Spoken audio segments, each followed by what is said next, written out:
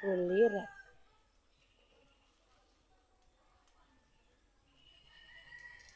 Dahon sa lubi. Gitambid-tambid.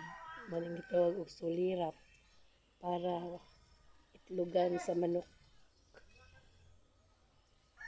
Bisik kayo na. Tanawon pero.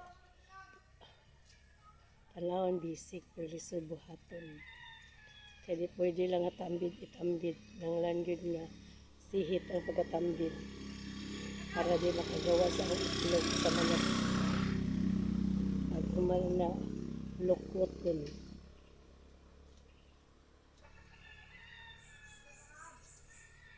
Sulirap ang tawag. Sulirap itluganan sa manok. Dahon sa lubi.